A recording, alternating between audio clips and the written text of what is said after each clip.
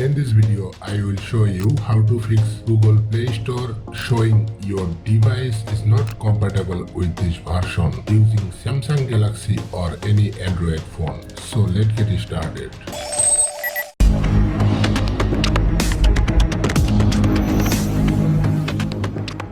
Method number 1. Open Settings. Scroll down and find out Apps. Open it. Search for Google Play Store. Tap on it. Tap Storage.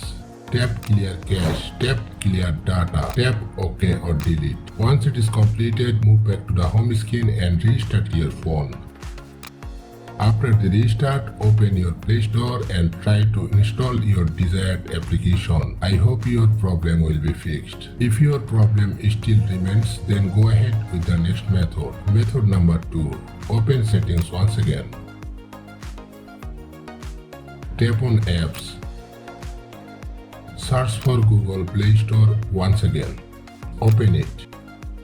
Tap on 3 dots. Tap Uninstall Updates. Tap OK. After that, open your Play Store and try to install your desired application. Hope your problem will be fixed this time. Method number 3. Open Settings.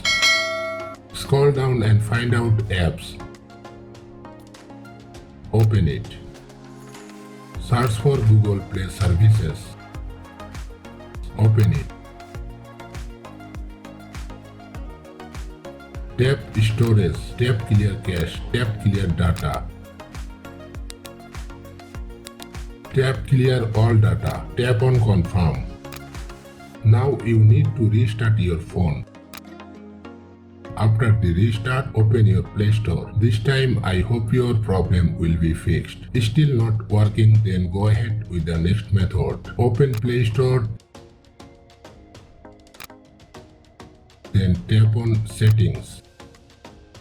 Tap on About. Tap on Update Play Store. If you found any available update for your Play Store application, then update it. In my case, there is no update available. After completing the updating process, hope your problem will be no longer available. Method number 4. Try to install your desired application from Galaxy Store if you are using Samsung phone and see if it works. If it does not work, move the next method. Method number 5. Here you need to download the application according to your phone Android version. To do that, first check your phone's Android version. Open Settings, then go to About Phone. Tap on Software Information. Check your Android version there. After that, open your internet browser and download the desired application according to the Android version. Then install it. Hopefully your problem will be solved. That's it. Thanks for watching.